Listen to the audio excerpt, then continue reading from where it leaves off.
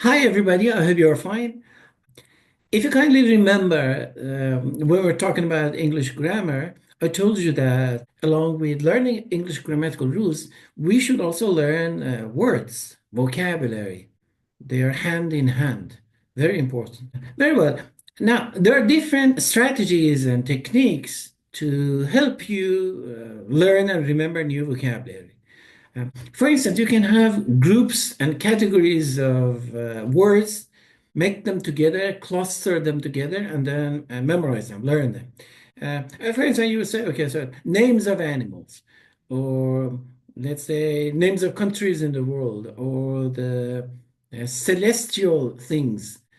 When you're talking about skies, what can you say? What can you say about space? What vocabulary are associated to space?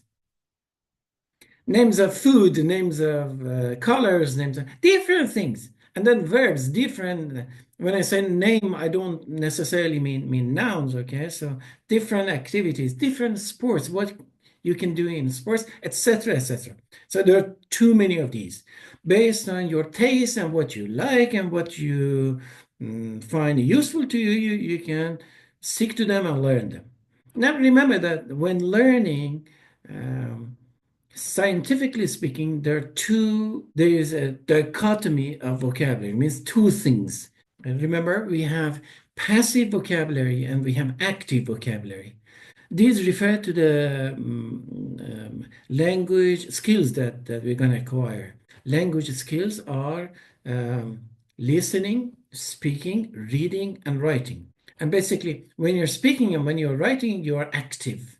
And when you're reading and listening, you are passive. Of course, I don't agree with this passivity. It's not, you're not passive. Your mind is active, but anyhow, and this is one way to look at it. And the vocabulary is the same. So what does it mean? Active words or vocabulary are those that when you're speaking, you can use them without hesitation, without any pause. And when you're writing, you can use them without any pause and too much thinking. Whereas when you're listening and reading, then you have the passive vocabulary. And that's really the number of passive vocabulary is much bigger than the number of active ones. And a very good aim for you as language learning, and a very good aim for you as language learners is that, okay, you try to find your passive vocabulary. Okay, so it means, okay, you know the meaning when you're reading, okay? Try to put them in your active reservoir, your storage, whatever it is, okay, whatever abstract notion it is. In other words, try to transfer your passive vocabulary into active vocabulary. Try to make it a habit, okay? And the best way, or at least one of the best ways to do so, is to use them, all right? Now, I'm talking particularly to teachers. If you also part-time, I don't know, somehow teach English, it's a very good idea to use. You have learned something new, okay, try to use it in your class. Try to teach it to your students, okay?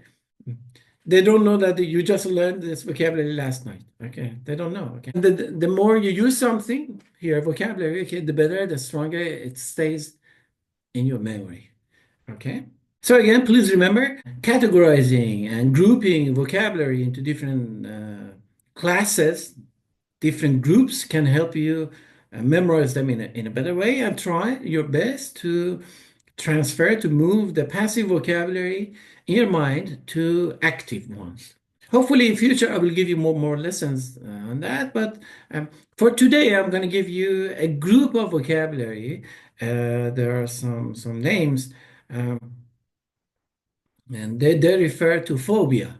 I'm sure you have heard the word phobia. So it's a kind of, it can be disorder, it can be a panic that can occur to people, or it can be a state of mind. Means a kind of fear that you don't necessarily know the root. Sometimes this fear can be evolutionary. Means our ancestors that they had this fear, experience that fear because of the necessity. For instance, we have the fear of darkness. There was a time when it could serve mankind. You know, our night vision is not as powerful as predators.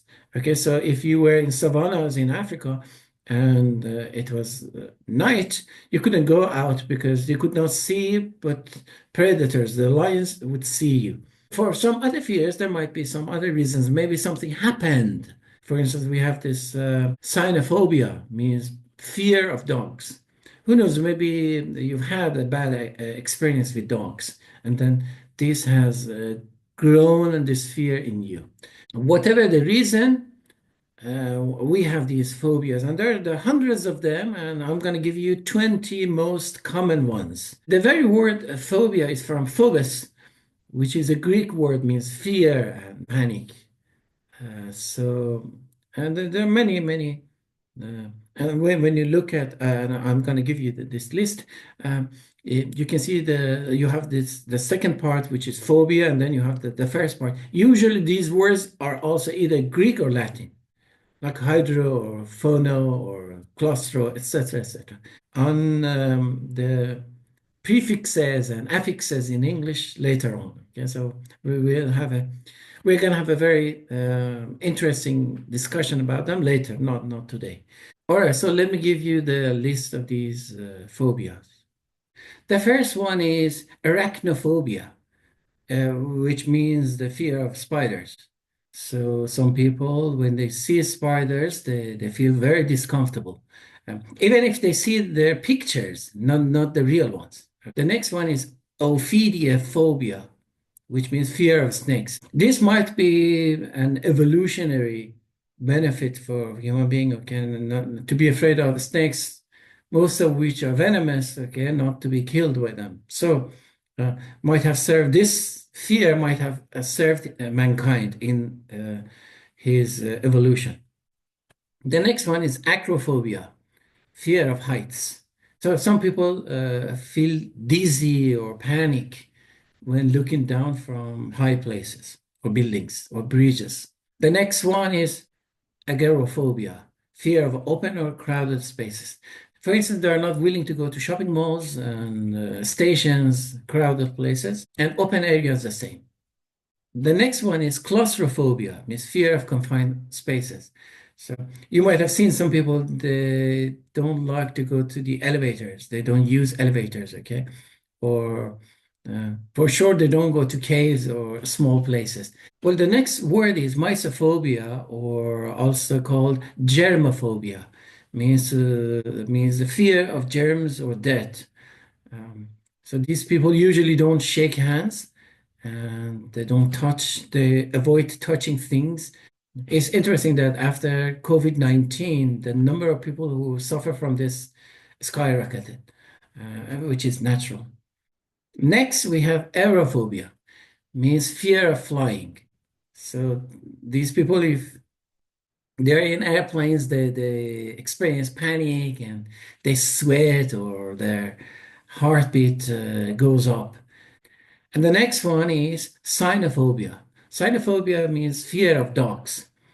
Well, this can be rooted in childhood, or maybe some adult people, they're attacked by the dogs and they start feeling fear of dogs. Cynophobia. The next one is thanatophobia, means fear of death or dying. So some people might be very much concerned about their mortality and if they're going to lose somebody. The next one is hydrophobia, fear of water. You might have heard hydraulic controls or hydrogen, etc., etc. Okay, so this is fear of hydro means water. So hydrophobia means fear of water. It can be fear of drowning per se, or maybe fear of bodies of water like pools and lakes and seas. This, in its severe form, might be a symptom of rabies, the very serious disease, rabies. The next one is nyctophobia, Nyctophobia is fear of darkness and dark. Again, this might be evolutionary because our ancestors in African savannas during nights they could not see, whereas the predators they could see much better, 4 or 5 times at least, much better than them. So being afraid of the dark and not going out would be a plus for our ancestors. So this might be rooted in that. Of course, we know that many children also have this anxiety in the dark environments. Okay, so nyctophobia.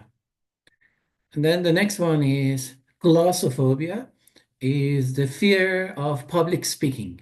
And this is one of the most common social anxieties and leading to panic before and during speeches. Well, as a teacher, I would say the remedy to this is to try to start with smaller audience, maybe one person and then two and then three, okay, and then move on to bigger audience, okay? So one way to cure this phobia is to practice with smaller audiences, okay? So I always encourage my students to do that.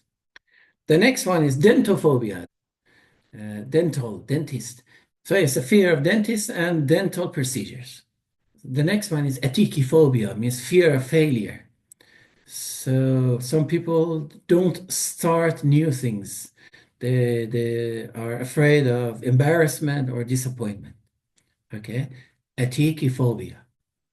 The next one is xenophobia, fear of strangers or foreigners. This can be a mild social anxiety or a deep-seated fear of unfamiliar cultures. Okay, so we have different varieties. The next is autophobia, fear of being alone. So these people, they don't want to be alone and they always seek company of others. All right. Auto means by itself. Okay. So you have autopilot, you have automobile, etc., etc. Okay. So, and autophobia means fear of being alone. The next one is umbrophobia, means fear of rain. This again might root in one's childhood or perhaps bad situations or bad experiences. The next one is phasmophobia. This is fear of ghosts and unseen things. Okay, so in Muslim cultures, it's genies. Okay, so some people are afraid of ghosts and spirits and genies, and this might be religious. This might be a social concern. Okay, and of course, people who severely suffer from these, they don't like going to dark places or let's say haunted places. Phasmophobia. The next one is fear of time or passing of time, which is chronophobia. Chron means time, so chronophobia means fear of time. So this can cause anxiety, particularly in older adults and those who are suffering from illnesses, severe terminal illnesses. And the next one is entomophobia. You might have heard of entomology, means studying insects. So entomophobia means the fear of insects, whether they're small or big or crawling or whatever. I guess some people are afraid of them. Very well, so much so good with the 20 phobias on the list. Now, please do remember that when you want to use them, you have different options. For instance, you can say, I suffer from acrophobia, or you can say, I have acrophobia, or you can say, I am acrophobic. Of course, we can say that when you say suffer, it's a more strong word. So it means that somebody might have the illness, okay, of being of having phobia towards something. All right. But anyhow, these are the choices that you can pick. And well, finally, the example of Khomeini and Aftabe. But before that, let me tell you that one of the most recent phobias listed in the dictionary is nomophobia. Nomophobia means no mobile phone phobia. It's the short form of that. no mobile phone phobia, which means the anxiety that people might undergo when they are away from their mobile phones, or they don't have direct access to that, or they cannot have a Wi-Fi or connect to the internet. All right, so that is no more phobia, no more phone phobia. Now, about Khomeini and Aftabe, I told you before that you can, as a language learner, you can create, coin new vocabulary. Now, this is exactly what I'm going to do. Similar to nomophobia, I want to make this word noftabephobia, which I believe is the short form of no aftabephobia, means that Khomeini was suffering severely from this phobia.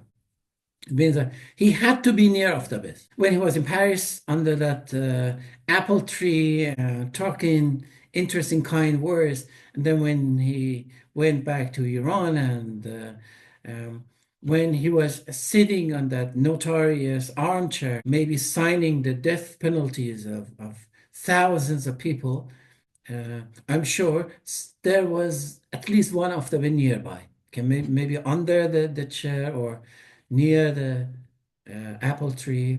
Okay, always he had to be near an of the way. So we can say that to be more exact, we can say that psychologists studied and observed Khomeini for years and decades, and they found out that, and they came to this conclusion, unanimous conclusion, that Khomeini suffered from a severe case of phobia, and he kept this illness to his grave.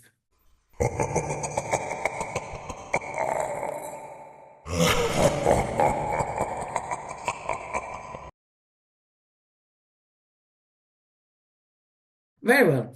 I hope you like this lesson today, and practice.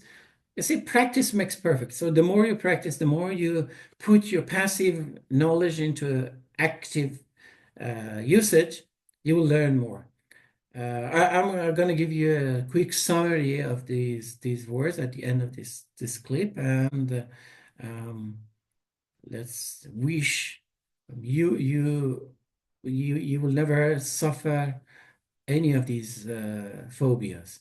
And even if you do, don't worry, it's very common, and you can just overcome it. Anyhow, nice talking to you. See you soon. Until then, goodbye.